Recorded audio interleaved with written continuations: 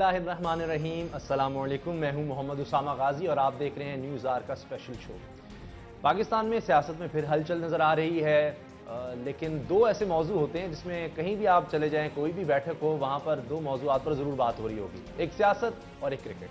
हत्ता कि हमारे वज़ीर-ए-आज़म साहब जो हैं वो भी क्रिकेट में दिलचस्पी लेते हैं। 11 मई आ रहा है, एक साबिक कप्तान हैं जिन्होंने हलचल मचा रखी है, इमरान खान साहब। लेकिन आज हम सियासत पर बात नहीं करने वाले। खुसूसी प्रोग्राम इसलिए आज हम सिर्फ और सिर्फ क्रिकेट पर बात करेंगे, क्योंकि हर कोई जानना चाहता है पाकिस्तान के क्रिकेट का मुस्तकबिल क्या होगा। वर्ल्ड कप आने वाला है, क्या होने जा रहा है। वक़ार यूनुस साहब अब कोच हमारे बन चुके हैं, अल्लाह करे वर्ल्ड कप तक वही कोच रहें। पाकिस्तान में कुछ पता ही नहीं होता कि किस वक्त क्या हो जाए। इन सब बातों पर हम बात करेंगे। हमारे साथ हैं आज बहुत ही स्पेशल मेहमान, पाकिस्तान क्रिकेट बोर्ड के चेयरमैन जनाब नजम सेठी। नजम सेठी साहब, बहुत बहुत शुक्रिया आपका। सर, लास्ट हमने इंटरव्यू किया था तो मैंने कहा था आज फुल टॉस से शुरू करते हैं, आज बाउंसर से शुरू करते हैं, क्योंकि बाज़ लोग ये कहते हैं कि आप बड़े आसान सवाल पूछने लगे। मैं डक कर गया। अच्छा नहीं। अच्छा सर, सवाल ये है कि आप जब आए आपने कहा कि 3 माह के लिए मैं आया हूँ, मैं इलेक्शन करवाऊंगा, 4 उसके बाद चले 4 माह के लिए मैं आया हूँ, मैं उसके बाद इलेक्शन करवाऊंगा और बस फिर मैं चला। अब इस चीज़ को 1 साल हो गया, क्या कर पाए आप इस 1 साल में? आप समझते हैं क्या बेहतरी ला पाए? पहली बात तो ये जी कि मैं ना खुशी से आया था ना खुशी से रह रहा था। 4 माह के लिए या 3 माह के लिए अदालत ने कहा था, मगर उस पीरियड के अंदर इलेक्शंस हो नहीं सकते थे जिस तरीके से अदालत ने कहा था। वो चैलेंज हो गया। फिर लंबी कहानी है, वो 9 महीने घूमते रहे हम पावर्स के बगैर। अब पहली दफ़ा फरवरी 10 तारीख को पहली दफ़ा as full fledged powerful chairman आए हैं, जबकि अदालत की तरफ से, फ्रॉम द सुप्रीम कोर्ट की तरफ से इजाज़त है टू कैरी आउट एक्शंस। तो अब पहली दफ़ा मौका मिला है। अब वर्ल्ड कप के लिए क्या तैयारियां होनी है? सबकी नज़रें वहाँ पर हैं। वक़ार यूनुस साहब को आपने कप्तान बना दिया है, वर्ल्ड कप तक वो रहेंगे? देखिए, 2 साल का कॉन्ट्रैक्ट है और आज तक तो ये नहीं हुआ कि किसी का 2 साल का कॉन्ट्रैक्ट कैंसिल हुआ।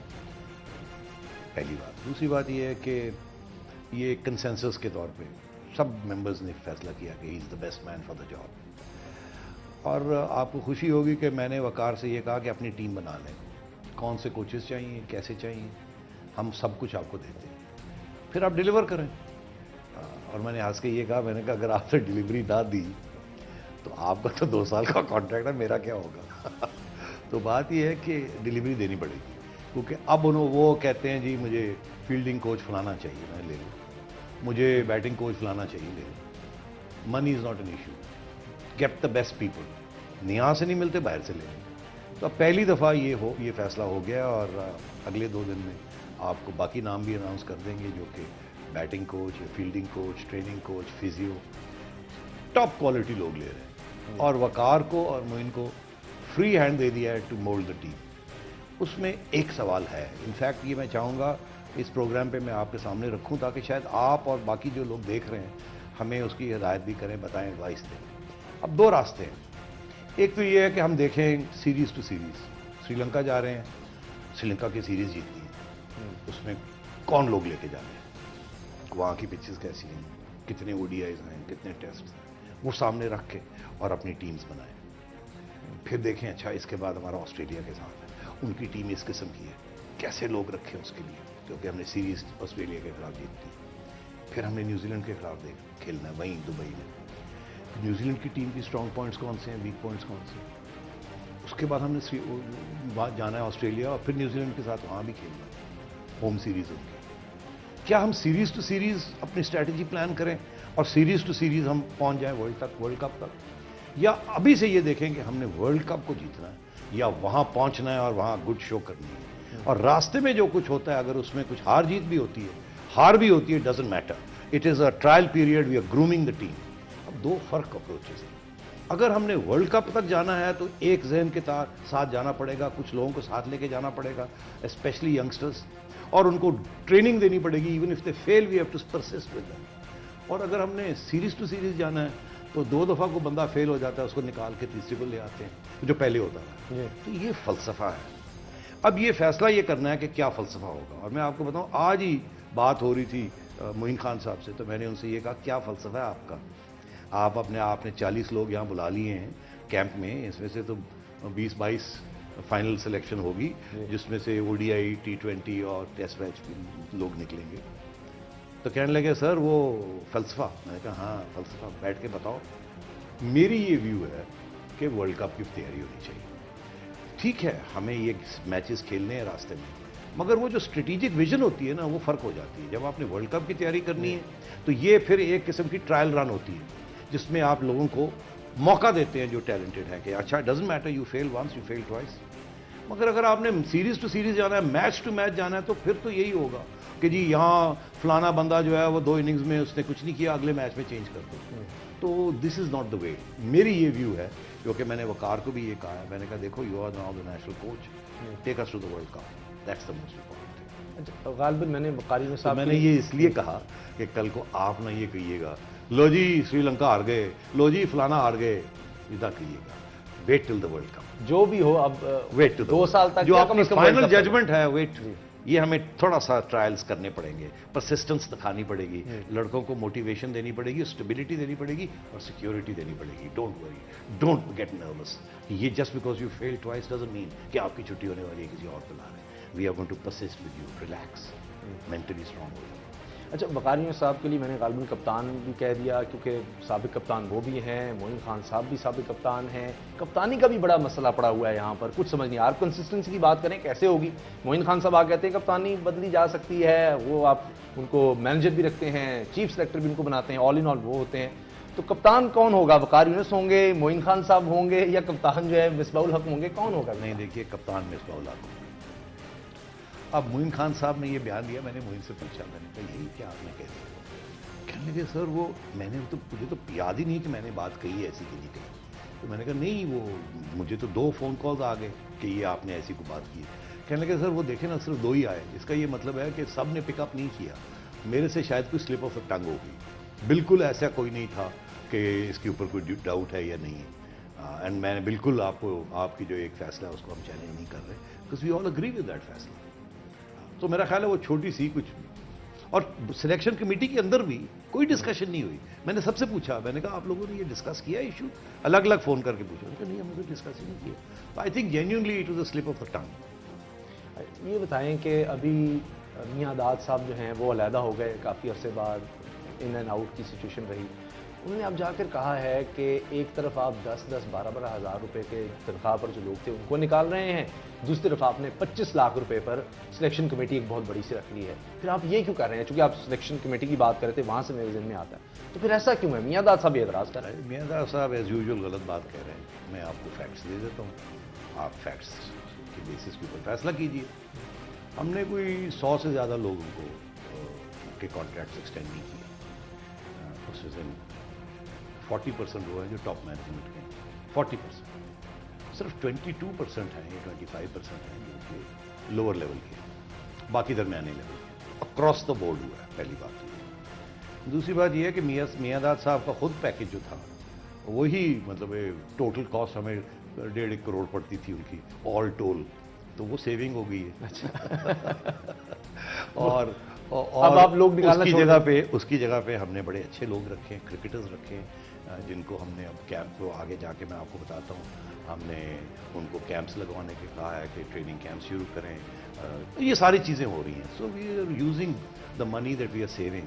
जो मेरा ये ख्याल है कि वो पैसा ज़ाया हो रहा, वो सिफारशी लोग थे मोस्टली, उनका कोई काम नहीं था यहाँ, मगर क्योंकि यहाँ सियासतदान रहे हैं पहले, आपको पता ही है, और वो सिफारशें चलती रही हैं। और इसको जैसे पब्लिक सेक्टर कॉर्पोरेशन में होता है, भर्तियाँ, वो स्टील मिल में भर्तियाँ हो रही थी, यहाँ भी हो रही थी। यकीन करें अभी भी अगर हम 200 लोग और फारग करते तो कोई फ़र्क नहीं पड़ेगा परफॉर्मेंस ऑफ पीसीबी। मैं ये आपको बता रहा हूँ, बट मैं करने नहीं जा रहा, मैं करने नहीं जा रहा। अलबत्ता ये है कि जो लोग मेहनती हैं, जो काम कर रहे हैं, उनकी तनख्वाहें भी रुकी हुई थी, उनके इंक्रीमेंट्स भी रुके हुए, सब बढ़ रहे हैं। प्लेयर्स के कॉन्ट्रैक्ट्स बढ़ रहे हैं, अगर आप मुझे पूछेंगे मैं उसको भी डिटेल आपको दे दूँगा।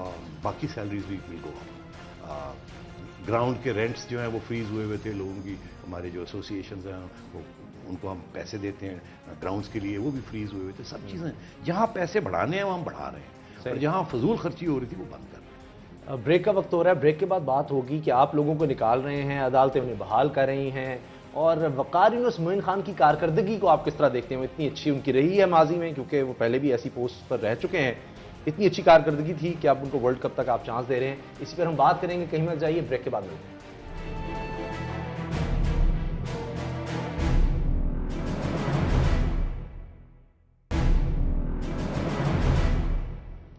ब्रेक के बाद एक बार फिर खुशामदीद।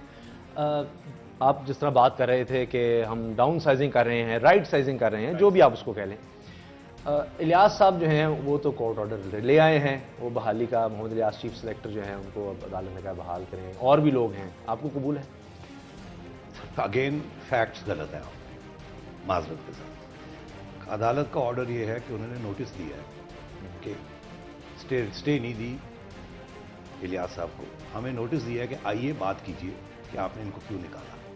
हमें बुलाया है, उन्हें रिस्टोर नहीं किया, पहली बात। और ये मीडिया के ऊपर लग रहा है कि जी रिस्टोर कर दिया है, उनका स्टेटस को हो गया, वो वापस आ गए, ऐसी बात नहीं। जजमेंट की कॉपी आ गई हमारे पास, उसमें बड़े वाज़ेह तौर पर ये लिखा है कि notice be issued to everybody to discuss the case, तो कोई रेस्टोरेशन नहीं। दूसरी बात ये है कि कल सुबह हम सुप्रीम कोर्ट जा रहे हैं। ये जो लोगों को स्टे मिल गई है इस्लामाबाद हाई कोर्ट से, उसको चैलेंज करने हम सुप्रीम कोर्ट जा रहे हैं। हमारा ये मौक़िफ़ है कि ये गलत स्टे मिली और हमारी ये कोशिश होगी कल कि सुप्रीम कोर्ट को कन्विंस करें कि ये जो स्टेज मिल रही हैं ये नुकसानदेह है। अगर किसी से कोई बात है हमें पूछ लिया जाए कि क्यों दिए, और हमें पूरा यकीन है कि हमारा लीगल केस बहुत स्ट्रॉन्ग है। वक़ार यूनुस और मोइन खान साहब, आपको लगता है माजी में वक़ार यूनुस पहले भी कोच रहे, फिर उनके शाहिद खान अफरीदी साहब से इख्तिलाफात हो गए, वो फिर चले गए, मोइन खान साहब मैनेजर रह चुके हैं, जिम्बाब्वे का टूर अच्छा नहीं रहा, तो कारकर्दगी इतनी अच्छी है इन दोनों की कि आप समझते हैं इनको लगाना चाहिए? देखिए, एज मैनेजर तो बहुत अच्छा था, कोई इंसिडेंट नहीं हुआ मोइन खान साहब के स्टिंट एज मैनेजर, तो कोई ऐसी इशू नहीं था। वक़ार मेरा ख्याल है सारा पाकिस्तान की ये आवाज़ थी कि वक़ार को लगाया जाए। मैंने किसी से ऑपोजिशन टू वक़ार नहीं सुनी, और हमारे यहाँ भी सबका यही फैसला था कि अब क्योंकि हमें खुली छुट्टी मिली है फैसले करने की, जब पहले हमने कोच लगाया था और वो एक्स चेयरमैन और वसीम अकरम साहब हमारे हवाले कर गए थे, हमारे पास टाइम नहीं था टू रिव्यू इट। अब हमने खुद अपने फैसले किए हैं। अब आप देखिएगा वक़ार यूनुस का फैसला, मोइन का फैसला, सेलेक्टर्स का, ये सारा हमारा है। इस सब चीज़ की जिम्मेदारी हम लेंगे, तो इंशाल्लाह it will work out, you will see. Moin Khan साहब पर इतनी इनायतें कहती, कभी ऐसा नहीं हुआ कि मैनेजर भी वही, चीफ सेलेक्टर भी वही, इतनी इनायतें आखिर उन पर क्यों हो रही हैं? T20 वर्ल्ड कप में हमने देखा हम पहली दफ़ा सेमीफाइनल तक नहीं पहुंच सके, उसके बावजूद ये नहीं पैगाम जाएगा कि he is all in all, इसके साथ कोई ना टकराए, जो ये चाहेगा वही होगा, जैसे वक़ार यूनुस से ऊपर मोइन खान होंगे? नहीं, ऐसे नहीं। बात यह है कि अगर Moin is chief selector and manager, तो बेसिकली ये इसका ये मतलब है कि एज चीफ सेलेक्टर को हम टूर पे भेज रहे हैं। मैनेजर का तो एडमिनिस्ट्रेटिव फंक्शन होता है, तो we'll have an assistant manager जो कि सारे एडमिनिस्ट्रेटिव चीज़ें करेगा। It's like it's chief selector जा रहा है टूर पे, ये बड़ा इंपॉर्टेंट है। Because England for example, Australia for example, ये फ्रॉम टाइम टू टाइम अपने चीफ सेलेक्टर्स को और सेलेक्टर्स को भेजते हैं टूर पे to see the performance of the team. तो ये मेरे पहले दिन से ये था कि हमें भी भेजना चाहिए किसी सेलेक्टर को, मगर हमारे यहाँ उस वक्त ये प्रॉब्लम था कि सब टेम्प्रेरी था, तो ट्रेनिंग का तो मौका ही नहीं मिल रहा था। अब मोइन को 2 साल का कॉन्ट्रैक्ट मिला, so as chief selector he watch the players. दूसरी बात ये थी कि जब वॉटमोर था तो वॉटमोर का और कैप्टन का एक, समझिए वॉटमोर कभी भी ना नहीं करता था कैप्टन, ये मैंने खुद देखा। हालांकि कोच को अपना ओपिनियन देना चाहिए ऑन टूर, मगर कोच देता नहीं था। मैं मोइन से कहता था तुम्हारा भी एक अपना मौक़िफ़ होना चाहिए when you are on tour. वो कहता था एज मैनेजर मेरी पावर नहीं है to say anything, as coach power बनती है। तो अब मैंने ये किया है कि क्योंकि Waqar is going to be the strategic driving force, तो मैं ये चीफ सेलेक्टर इसलिए ताकि लड़कों को पता हो कि सेलेक्टर्स हमारे सामने हैं। अगर वक़ार और मोइन इकट्ठे करके काम करते हैं, हर लड़के को ये पैगाम चला जाएगा कि हमने अगर वक़ार को की बात ना सुनी तो वक़ार ने मोइन को कहना है कि इसका ज़रा देखिए, and so everybody will have to be on their best tours. वो जो टीम के अंदर डिविजन्स की बात होती है, कैंप्स बन जाते हैं, एक दूसरे को अंडरमाइन, ये चलता रहता है ना, खबरें आती रहती हैं, वो सब बंद हो जाएगा। Now every player will know कि वक़ार जैसा leader, I mean even Misbah will listen to Waqar naturally, and Moin, every player will be careful कि अब हमने कोई बेस्ट बिहेवियर करना है, कल को सेलेक्टर हमें सेलेक्ट ही ना करे तो क्या होगा। I think this is a good combination. अब वो कहते हैं अंग्रेजी का मुहावरा है, the proof of the pudding is in the eating of it, कि ये पुडिंग है ये नहीं है ये तो खा के पता चलेगा। तो मैं मगर मेरी ये पूरी उम्मीद है कि दिस कॉम्बिनेशन की क्लिक करेगा। मुइन के पास कोई गिद्दड़ सिंगी नहीं है। मुइन को मैंने पहले दिन आके चीफ सेलेक्टर लगाया था, अदालत ने कहा कि आपके पास पावर नहीं है, याद है आपको शुरू में जब आया तो मुइन फारग हो गए। फिर हमने इनको मैनेजर लगा दिया, बिकॉज इनकी बड़ी प्रॉब्लमेटिक पोजीशन होगी ना। मैंने इनको सेलेक्टर लगाया, अदालत ने कहा आप लगा नहीं सकते। तो फिर इनकी इज्जत थी, मेरी इज्जत थी, सब कुछ था, प्लस एक्सपीरियंस था। कैप्टन से बात की, उन्होंने कहा जी मोइन को मैनेजर लगा दें, हमारे साथ चलना शुरू हो। मेरी यही उम्मीद थी कि एक वक्त आएगा कि I will have the power to give him more power, तो वो अब हो गया। तो आई डोंट थिंक इसमें कोई ऐसी बात है। I am putting my faith in Waqar, Moin and Misbah and anybody else जिसको हम कैप्टन बनाते हैं for the T20, we'll see। उस पर भी हम आएंगे, क्योंकि अभी तो वर्ल्ड कप की सबकी नज़रें हैं, T20 तो हो गया। हमारे हमेशा कहा जाता है बैटिंग हमारा बड़ा मसला है। अभी भी देख लें आप, हम T20 वर्ल्ड कप में देखें, बैटिंग हमारा मसला रहा है। वकार यूनिस साहब के ख्याल अच्छे कोच साबित हो सकते हैं, ज़बरदस्त बॉलर है, उनके बारे में कोई बात ही नहीं इसके अलावा की जा सकती है। पाकिस्तान की क्या दुनिया के अजीम तरीन बॉलर्स में से, लेकिन क्या वो अच्छे कोच होंगे बैटिंग के खास तौर पर, या हमें ज़रूरत पड़ेगी? आपने कह दिया कि उनको ऑल इन ऑल है, फिर वो बैटिंग कोच भी कोई लेकर आएंगे क्या? हाँ, लाएंगे बैटिंग कोच। इस वक्त 2-3 बैटिंग कोचेस जेन में हैं, उनकी एप्लीकेशंस कंसिडर की जा रही हैं। तो we'll have a first class batting coach next with appointed in the academy, जो के साथ टूर करे। आप देख लीजिएगा, कल परसों तक अनाउंसमेंट हो जाएगा। सो बॉलिंग कोच की ज़रूरत नहीं है। We have Waqar who will double as coach and bowling coach, and we'll have a full-fledged batting coach, we'll have a full-fledged fielding coach and trainer, and we'll have a full-fledged physio। Top management team दे रहे हैं, cricketing team दे रहे हैं। तो फिर मोहम्मद अकरम साहब भी बड़े अच्छे थे बॉलिंग कोच। तो Akram is going to be use needed here in the academy. हम यहाँ टैलेंट हंट शुरू कर रहे हैं, नया एकेडमी को रीओरिएंट कर रहे हैं। Akbar he is the only grade 4 level coach that we have.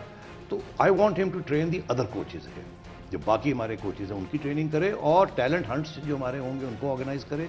And also very important, ये जो हम कैंप्स लगाने लगे हैं, सरफराज नवाज एक लगा रहे हैं, बासित अली एक लगा रहे हैं, हो सकता है एक आध स्पिनर कैंप भी हम लगा दें, या जो भी हम सेलेक्ट करेंगे एज अ स्पिनिंग कोच। तो Akram will be monitoring all these things, and I think Akram को तो यहाँ फुल टाइम है। It's going to be a tough job. Break पर जाना है उससे पहले एक सवाल, ये जिस तरह से आप कह रहे हैं कि पहले आपको मौका ही नहीं मिला, या आपके पास इख्तियारात नहीं थे कि आप कोई फैसले कर पाते, अब जब इख्तियार मिला है तो ये फैसले किए हैं, बस यही फैसले हैं कि वकार आ गए, मोइन आ गए, ये लोग हैं, नहीं। और आप समझते हैं एक साल में बस यही आप कर सकें? नहीं, साल की बात ना करें प्लीज़।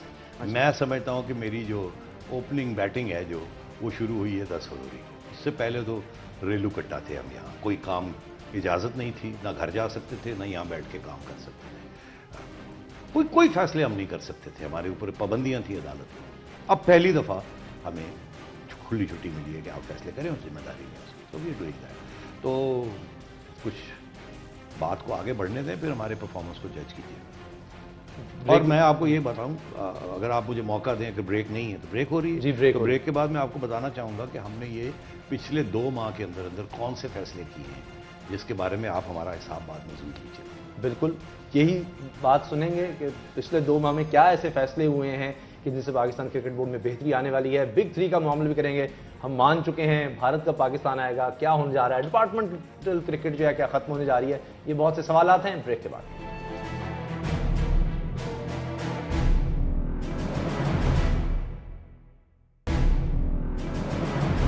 ब्रेक से पहले निजम सेठी साहब बता रहे थे कि पहले इख्तियारात नहीं थे, तो 2 माह हुए हैं सही तरह से नहीं इख्तियारात मिले हुए। तो 2 माह के आप बताना चाह रहे थे कि क्या क्या हमने ऐसे फैसले किए हैं जिन पर फिर आप अकाउंटेबल होंगे? बिल्कुल। सबसे पहली बात तो ये है कि आपको पता है कि हम आइसोलेट हो चुके थे बिग 3 वाले मामले में, और जब मैं आया हूँ तो उस वक्त 9 ममालिक एक तरफ थे और हम बाहर खड़े थे। तो हमने अब क्या किया कि हमने जाके एक कंडीशनल बात की उनके साथ। हमने कहा कि हम आपको अपना सपोर्ट करेंगे एक सूरत में कि आप हमारे साथ सारे जो टूर्स हैं वो हमारे साथ बैठ के तय करेंगे, और ख़ास तौर पे इंडिया। अगर इंडिया हमारे साथ बैठ के नहीं तय करता तो हम नहीं ज्वाइन करेंगे, हम बाहर बैठेंगे। अच्छा, अब वो जाहिर है इंडिया को तकलीफ हो रही है, वो ये नहीं चाहेंगे कि एशिया के अंदर जहाँ वो अपनी हेजमनी बनाना चाहते हैं या जहाँ वो बिग बॉस बने हुए हैं वहाँ ही हम पाकिस्तान बाहर बैठा हो। तो हमने फिर उनको ये कहा कि देखिए, अगर आप चाहते हैं कि हम भी एशिया ब्लॉक के साथ आए तो फिर you will have to agree to tours. और हमने जो MOU साइन किया है फाइनली वो कंडीशनल MOU है। ये उसी किस्म का MOU है जो बाकी 9 ममालिक ने साइन किया, 8 ममालिक ने इंडिया के साथ साइन किया। फ़र्क इसमें यह है कि हमारा कंडीशनल है, उनके अनकंडीशनल है। किसी ने अभी तक लीगल बाइंडिंग एग्रीमेंट नहीं की है क्योंकि BCCI के अंदर तब्दीलियाँ हो रही हैं, आप जानते हैं। वहाँ भी इंस्टेबिलिटी हुई है। जैसे ही वो इंस्टेबिलिटी खत्म होती है तो इंडिया फिर बाइंडिंग एग्रीमेंट्स सबके साथ करेगा, हमारे साथ भी। और जो MOU उन्होंने हमारे साथ किया है, हमारी कोशिश है जल्दी से जल्दी वो पब्लिक में उसकी अनाउंसमेंट कर दी जाए। मगर इंडिया की तरफ से हमारी ये रिक्वेस्ट है कि हमारे यहाँ ये सुप्रीम कोर्ट का एक ऑर्डर आ गया जिसकी वजह से प्रॉब्लम बने हैं, अब थोड़ी देर ठहर जाए फिर हम इसको अनाउंस कर देंगे। नहीं तो ये आज अभी तक हो जाता अनाउंस। मोटी बात मैं आपको ये बता दूं कि 4 होम टूर्स हमें मिलेंगे, 2 हम इंडिया को देंगे। 6 टोटल होंगे जिसमें से 3.5 के करीब हमें मिलेंगे और सिर्फ 2 उनको मिलेंगे। और हमारी एस्टिमेट ये है कि अगले 8 साल में अगर ये हमारी कंडीशंस, ये MOU ट्रांसलेट हो जाते हैं इनटू बाइंडिंग एग्रीमेंट्स, जो कि बाकी सबके साथ एग्रीमेंट हो गई है, बाइंडिंग एग्रीमेंट्स नहीं हुई किसी के साथ भी, वो अभी तक चल रहा है मामला हर एक का। अगर इंडिया के साथ अगर ये हमारा ओके हो जाता है इन द नेक्स्ट 15 डेज, तो टोटल रेवेन्यू जो हमने कैलकुलेट की है वो कम से कम 30 अरब रुपये, जिसके साथ पाकिस्तान की डोमेस्टिक क्रिकेट को हम इतना मजबूत कर देंगे with top professionals, top cricketing professionals and top managerial professionals कि इंशाल्लाह they will be a blossoming, मतलब एक बहार आ जाएगी यहाँ और क्रिकेट रिवाइवल हो जाएगी। लग रहा है ऐसा हो, लेकिन वो डिपार्टमेंटल क्रिकेट होगी या रीजनल क्रिकेट होगी, कुछ समझ नहीं अभी तक हमें आ रही। इतने साल नहीं, वो आपकी होना नहीं, वो इसलिए क्योंकि ये हमारी गलती है। हमें चाहिए था कि जो भी हम सोच रहे थे वो पहले आप लोगों को इन कॉन्फिडेंस ले लेते ताकि कोई मिसअंडरस्टैंडिंग ना होती। मगर हमारा ये ख्याल था कि हम पहले अपना पूरा प्लान बना लें, उसको फिर रिव्यू के लिए आवाम के सामने भी रखा जाए, मीडिया के सामने भी रखा जाए, डिपार्टमेंट के सामने भी रखा जाए, रीजन्स के सामने, फिर उनकी इनपुट लेके उसको रिवाइज किया जाए और फिर फाइनल इसकी शक्ल दी जाए। मगर हुआ ये कि कुछ लोगों को वेस्टेड इंटरेस्ट होते हैं ना, जब भी आप कुछ अच्छी तब्दीली करने जाते हैं तो करना चाहते हैं तो कोई ना कोई रुकावट आ जाती है। तो लोगों ने पहले से ही एक प्रोपेगेंडा शुरू कर दिया कि ये तो डिपार्टमेंट्स के खिलाफ है और डिपार्टमेंट्स की जो नौकरियां हैं वो ख़त्म हो जाएंगी और हल्ला गुल्ला बाहर शोर पड़ जाए। बिल्कुल ऐसी बात नहीं है, ऐसी बात 100% गलत है, ऐसी बात नहीं है। नौकरियां बढ़ेंगी जो हम प्लान बना के जा रहे हैं। अब हम कॉन्फिडेंस में ले रहे हैं सबको आहिस्ता आहिस्ता। हमने एक मीटिंग कॉल की डिपार्टमेंट के हेड्स की, उनको सबको ब्रीफिंग देने के लिए कि आपकी गलतफहमी है, ऐसी बात नहीं, ये प्लान है। और हमने अब कुछ लोगों को अलग अलग बुला के डिपार्टमेंट्स के हेड्स को बताया भी है। वो कह रहे हैं कमाल है, ये बड़ी ज़बरदस्त चीज़ करने जा रहे हैं। इंशाल्लाह हम बहुत जल्दी इसको दिखाएंगे सबको और उसके फीडबैक लेके दिखाएंगे। फिर आप देखिएगा कि ये बहुत एक अच्छा प्लान है। जो विजन इसकी जो है वो ही है रीजनल क्रिकेट की, जो कि इमरान खान साहब की एक विजन है, और दूसरी ये कि इंटरनेशनली भी रीजनल क्रिकेट होती है। डिपार्टमेंटल क्रिकेट सारी दुनिया में नहीं है सिवाय पाकिस्तान के। हम ये चाहते हैं कि डिपार्टमेंट्स जो हैं उनको वो और जिम्मेदारी लें, कम नहीं और जिम्मेदारी लें हमारी रीजनल क्रिकेट को ऑर्गेनाइज करने। अभी तक तो अपनी टीम्स करते हैं ना, हम कहते हैं भाई हम पैसे देते हैं, आप थोड़ी सी जिम्मेदारी लें, PCB को पीछे हटाएं। हम ब्यूरोक्रेटिक ऑर्गेनाइजेशन हो गए, हमारे अंदर बड़ी करप्शन है, हम दूर दूर जाके नहीं मैनेज कर सकते। ये चीजें आप ले लें मैनेज करने के लिए। हम आपको पावर्स देते हैं, आपको पैसे देते हैं, आप रीजन के साथ बैठ के अपनी रीजनल टीम्स बनाएं जिसके अंदर डिपार्टमेंट भी और रीजन भी, एक A टीम बनाए, एक B टीम बनाए, बेस्ट डिपार्टमेंट के लोग, बेस्ट रीजन के लोग वो चले जाएं A में, B में आ जाएं दूसरे से, और डिपार्टमेंट और रीजन मिलकर काम करें और जितना पैसे की जरूरत है सारा PCB देगा। आपको खुद मुख्तार बना देते हैं, आपको रीजनल पाकिस्तान क्रिकेट के अंदर आप ही रह जाएंगे, PCB पीछे हट जाए। मैंने जो देखा है PCB के अंदर, इसका काम रेगुलेटर का होना चाहिए या इंटरनेशनल क्रिकेट का होना चाहिए। इसका काम नहीं है कि हम कोचेस अपॉइंट करें 200 मील यहाँ दूर और उनको मॉनिटर करें वो क्या कर रहे हैं। हम ग्राउंड्स को नहीं मेंटेन कर सकते। जो लोग वहां खेल रहे हैं उन्हीं के हवाले सब कुछ किया जाए और उन्हीं को कहा जाए आपको हम पैसे देते थे, आप लोग रखें, आप इनको अकाउंटेबल करें, आप इनकी कारकर्दगी देखें और आप अपनी टीम्स बनाएं। आप जीतेंगे तो आपके नंबर रैंकिंग बढ़ जाएगी, आपको फंडिंग बढ़ जाएगी। आप नहीं जीखा, आप अगर सिफारिशें करेंगे और इस किस्म के लोग लाएंगे, आपकी रैंकिंग गिर जाएगी, आप हारेंगे, आपकी रैंकिंग गिर जाएगी, आपको पैसे कम मिलेंगे। This is the world model, that's what we are trying to do. आपने कहा कि करप्शन कंट्रोल करना बड़ा मुश्किल हो जाएगा इस तरह PCB के लिए, कहाँ जाए करप्शन कैसे कंट्रोल होगी? सलीम मलिक साहब का बड़ा साथ दे रहे हैं, मोहम्मद आमिर का आप साथ दे रहे हैं जिन पर पाबंदियां हैं, वो फिर सलमान बट और मोहम्मद आसिफ नाराज होते हैं हमारे लिए। ये अचानक सलीम मलिक साहब का मामला कैसे आ गया?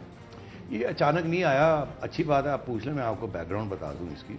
हुआ ये कि जब मैंने आमिर का केस का फैसला किया कि इसको सपोर्ट करना चाहिए, तो वो हवा में फैसला नहीं था। वो मैंने सारी जब फाइल पढ़ी सब की, तो मुझे ऐसे लगा कि आमिर के पास कुछ गुंजाइश है। तो मैंने कहा इसको एक्सप्लोर करते हैं, क्या गुंजाइश है, क्या ये माफ हो सकता है। टैलेंटेड लड़का है, 18 साल का था, सारी जिंदगी आगे पड़ी है, कम से कम 10 years of cricket. Salim Malik साहब तो fag end of his career थे, बाकी भी, और इसका जुर्म बहुत छोटा था कंपेयर टू दी अदर्स। तो जब मैंने आईसीसी की इनकी बात की, तो वहां ये उन्होंने कहा कि हम कुछ नहीं कर सकते, कानून नहीं हम चेंज कर सकते, और कानून के तहत इनको सजा होगी। हमने एक ब्रिटिश क्वींस काउंसिल को हायर किया, उससे ओपिनियन लिया कि ये सही कह रहे हैं आईसीसी, ये गलत कह रहे हैं। तो उन्होंने कहा ये कह तो सही रहे हैं कि कानून को बदलना पड़ेगा, अदरवाइज कानून के अंदर तो ये सही है, मगर कानून बदलने का भी एक रीजन बन गया, मवाज बन गया। वो क्या है, जवाब बन गया, क्या है वो, ये कि ये जो दो बाकी दो हैं उनको जो सजा मिली है, आसिफ को और सलमान को, वो सजा के कंपैरिजन में इनको ज्यादा मिली है, इनको कम मिलनी चाहिए थी। उनको अगर 10 साल और 7 साल मिले हैं तो इनको 5 साल मिले। ये 5 साल बहुत ज्यादा है कंपेयर टू 7 साल और 10 साल। तो वो केस बनता है।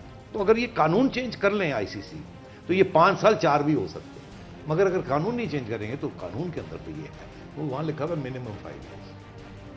तो मैंने फिर आईसीसी को कहा, मैंने कहा यार कानून चेंज करो, तो बड़ा जबरदस्त केस बनता है इसका। तो उन्होंने कहा कि जी हम देखते हैं। फिर एक कमेटी बनवाई, वो कमेटी ने अब कानून चेंज की रिव्यू कर ली।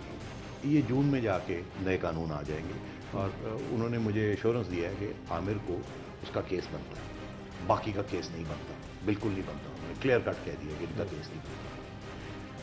तो हमारी उम्मीद है कि हम एक अपने प्लेयर को, जिसे कहते हैं ना, बचा लेंगे, क्योंकि उसकी बहुत छोटी सी जुर्म था, और वो जुर्म के 4 साल काट लिए उसने। दूसरी बात मैं आपको कहूँ, सलीम मलिक साहब 14 साल, उनको जो ट्रिब्यूनल थी कयूम साहब की, जज साहब की, वो ट्रिब्यूनल के अंदर पावर नहीं था कि उसको सजा देने का, वो सिर्फ रिकमेंडेशन थी। कमीशन के पास पावर नहीं होता है वो पावर हाई कोर्ट्स के पास होता है। कमीशन के पास पावर था, एग्जामिन करें और बताएं कि जुर्म है या नहीं। उन्होंने कहा जी ये तो लगता है कि ही वाज गिल्टी, और इसको तो बैन करना चाहिए। ये नहीं कि बैन मैं कर रहा हूं, बैन करना चाहिए। तो हुआ क्या कि पीसीबी ने उनका वो फैसला लेके कहा जी हमने बैन कर दिया, और बाकियों के ऊपर उन्होंने कहा था इनको फाइन कर दें। बाकी लोगों को फाइन कर दिया, जैसे मुश्ताक था, ये बाकी सारे लोग, वकील वसीम भी था।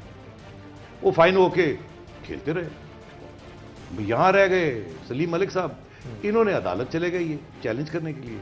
वो 2010-12 में जाके इनका फाइनल फैसला हुआ, जिसमें सुप्रीम कोर्ट तक केस गया, फिर वापस आया लोकल अदालत में, वहां ये फैसला हुआ कि ये बैन नहीं हो सकता। अब वो मेरे पास आए, कहने लगे जी मैंने तो 14 साल भी काट लिए हैं, और अब मेरा ये सूरत हाल है, तो मेरा ख्याल करें। मैंने उन्हें बड़ा सिंपल सा बात कही, मैंने कहा आप ऐसे है, अपनी गिल्ट जो है वो तस्लीम कर लें, आप कहें कि मैंने ये गलती की थी। सही। तो कहने लगे मगर, मैंने कहा मगर नहीं, सबूत है हमारे पास, आईसीसी के पास है, कयूम साहब के पास नहीं था, आईसीसी के पास है, तो आपको हमने दे दिया है, आप देख लें। आप आवाम से माफ़ी मांगे और आईसीसी से और इंटरनेशनल क्रिकेट से माफ़ी मांगे, कहें मेरे से गलती हुई, मैं तस्लीम करता हूँ मैं गिल्टी हूँ। तो मैंने कहा मैं आपका केस टेकअप कर लूँगा, कि आईसीसी को कहूँगा देखिए एक तो सज़ा भी काट ली, दूसरा मान भी लिया, और तीसरा ये कि अब ये इन्हें rehabilitate. That is the case. Rashid Latif साहब का मामला भी एक है, और बिग 3 का आपने जिक्र किया कि वो हमें भी कुछ होम सीरीज़ मिलेगी, लेकिन वो होम सीरीज़ वाकई होम होगी या वो अवे होके होम होगी, ये बड़ा अहम सवाल है। मुझे ब्रेक लेनी है, ब्रेक के बाद आएंगे तो इसी बारे में बात करेंगे कि पाकिस्तान में आखिर क्रिकेट कब आएगी। होम सीरीज़ तो हम कहते हैं, लेकिन वो घर में नहीं हो रही होती, अक्सर दुबई में या तक इंग्लैंड में हो रही होती होम सीरीज़। ब्रेक के बाद मिलते हैं।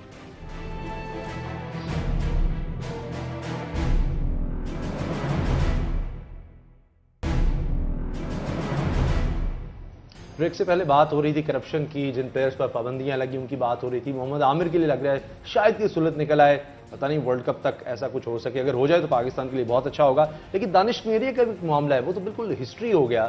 उसका क्या हो रहा है? दानिश कनीरिया साहब अपने आप को इनोसेंट कहते रहते हैं, लेकिन कोई मामला हल होते नहीं नजर आ रहा है। इंक्वायरियां लग गई हैं कि उनके साथ खेले क्यों, यहाँ तक बात चलेगी उसमें। एक्चुअली यहाँ भी कुछ थोड़ी सी मैं आपको ब्रेकिंग न्यूज़ दे देता हूँ। आज लंदन हाई कोर्ट ने दानिश कनेरिया की अपील को रिजेक्ट कर दिया। उनको गिल्टी करार दिया था मैच फिक्सिंग, और उन्होंने अपील की थी। राशिद लतीफ़ साहब सपोर्ट कर रहे थे उनको। राशिद साहब का ख्याल था कि ये अपील कामयाब हो गई। मेरी ये असेसमेंट थी कि ये नहीं होगी। मैं 2 चक्कर लगा चुका था लंदन के, वहाँ मैं सबसे बात कर चुका था।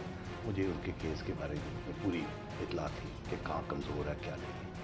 जज्बात में के साथ खेलना नहीं चाहिए, और वो आज वही हुआ कि दानिश कनेरिया का केस रिजेक्ट हो गया, और हमारी असेसमेंट सही थी। अगर हम इनका केस टेकअप करते किसी लेवल पे भी, और आज वहाँ के हाई कोर्ट ने ये फैसला देना तो हम कहाँ रहते। तो हमारी असेसमेंट सही थी। दानिश कनेरिया को कोई रिलीफ नहीं मिली यूके की, और वो मामला कहीं आमिर के लिए आप पर उम्मीद है? आमिर के लिए हमने क्रिएट रूम कर ली, क्योंकि आमिर अदालत भी आई नहीं।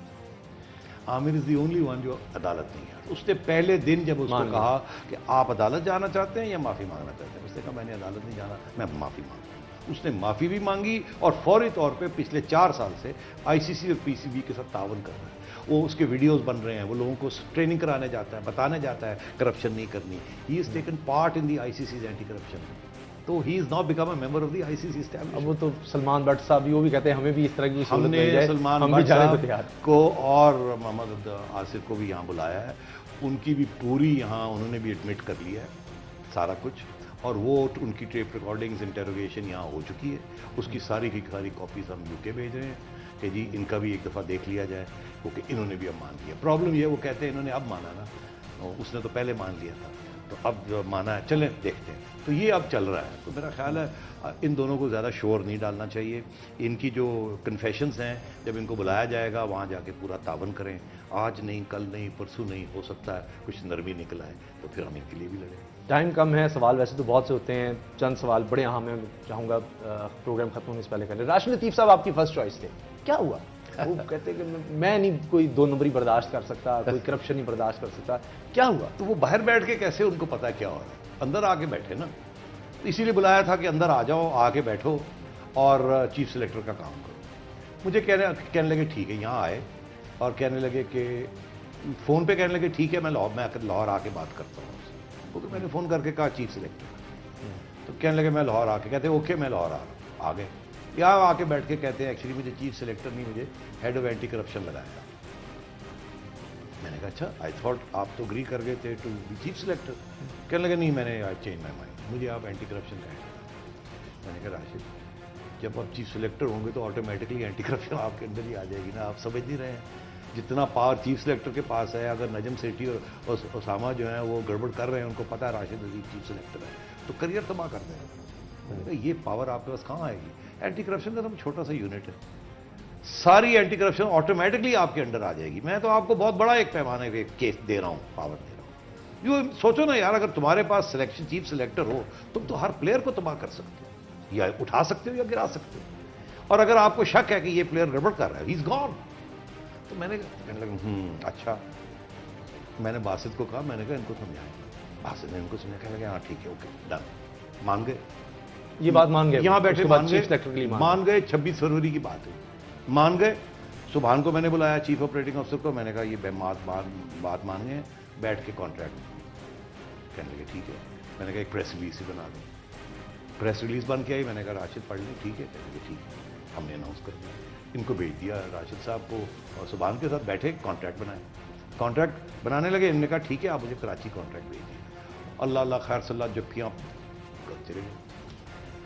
अब कुछ नहीं हुआ। उसके बाद 19 मार्च को इनकी तरफ से एक ईमेल आती है मुझे कि जी मैंने एक प्रपोजल बनाई है कि हम किस तरीके से कमेटी को चलाएंगे। तो मैंने वो, जाहिर है मैं क्रिकेट एक्सपर्ट तो नहीं हूँ, यहाँ भी तो कुछ क्रिकेट लोग बैठे हुए हैं ना, तो मैंने वो मार्क कर दिया अरुण रशीद साहब को। मैंने कहा Arun please discuss proposal. Arun ने मुझे कहा sir very good, with lot of good ideas, but उनको बुला लेते हैं यहाँ, एक मीटिंग कॉल कर लेते हैं, तो let's discuss this clause by clause.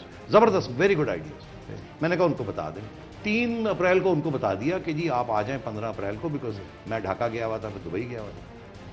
9 अप्रैल को फ़ोन करके और ये कहते हैं मैंने नहीं ज्वाइन करना। और क्यों? मैंने मुइन को भेजा इनके पास, मुइन ने जाके समझाया इनको क्या कर रहे हैं, बासत गया इनको मिलने, कहेंगे नहीं मैंने समझा। ये है। अब उसके बाद स्पिन होनी शुरू हो गई। मेरी फर्स्ट चॉइस थे अल्लाह, मैं तो मतलब एक अगर आ जाते तो बड़ा ज़बरदस्त होता, करप्शन के ऊपर भी कंट्रोल हो जाता और सिलेक्शन भी बड़ी फेयर होती। अब करप्शन का अलग मामला है और सिलेक्शन का अलग मामला है। सो लेट्स सी अब क्या होता है। मुश्किलात के बारे में पूछना चाहता था, लेकिन लास्ट फ्यू सेकंड्स हैं, पाकिस्तान में कब आएगी? एक तो लोड शेडिंग है, मैच भी पता नहीं कैसे देखेंगे हम, वो स्टेडियम में आके और ही मज़ा होता है मैच देखने का, लोग ये चाहते हैं, वो अपॉर्चुनिटी इतने साल हो गए। ये सवाल जो है ये इसका जवाब मियां नवाज शरीफ साहब और जनरल रहील शरीफ दे सकते हैं। टेररिज्म को ख़त्म करें, सारी दुनिया आएगी। आपकी team is one of the most exciting teams in the world और इंशाल्लाह हम वर्ल्ड कप तक प्रूव करेंगे कि we are a good fighting team. But हम यहाँ क्या करेंगे? हम गोरा नहीं आ सकता, काला नहीं आता, गोरा नहीं आता, पीला नहीं आता, बांग्लादेशी भी नहीं आता, जिम्बाब्वे सवाए अफगानिस्तान के वो जिम्बाब्वे वाले भी जो है ना वो भी करते नखरे करते। तो ये उनकी गलती तो नहीं है ना। उसकी वजह ये है कि मोस्ट कंट्रीज में एनओसी जो है जाने के लिए टू थर्ड अनदर कंट्री, वो बोर्ड्स नहीं देते, वो क्लब्स देते हैं, वो प्लेयर्स की एसोसिएशन है। फॉर इंग्लैंड का कोई प्लेयर नहीं जा सकता टूर पे जब तक उसे NOC from the players association मिले। तो अगर England and cricket Wales board जो हमें इजाजत भी दे देता किसी प्लेयर को कि चले जाएं आप, $2 लाख ले लें चले जाएं, तो प्लेयर्स एसोसिएशन नहीं देती। तो ये this is that sort of a मसला। हमारी तो पूरी कोशिश है, हम तो पैसे भी देने के लिए तैयार हैं यार, डबल ले लो, आ जाओ यहाँ से लो, मगर वो हो नहीं रहा है, उनको इजाजत नहीं मिल रही फ्रॉम देयर गवर्नमेंट्स और फ्रॉम देयर प्लेयर्स। बहुत बहुत शुक्रिया नजीम सेठी साहब, आपका प्रोग्राम का वक्त खत्म हो गया। प्रोग्राम देखने का आप लोगों को भी बहुत शुक्रिया, दुआ में याद रखिएगा। अल्लाह ताला आपको नफरतों और औलाद के गम से महफूज रखे। अल्लाह हाफ़िज़।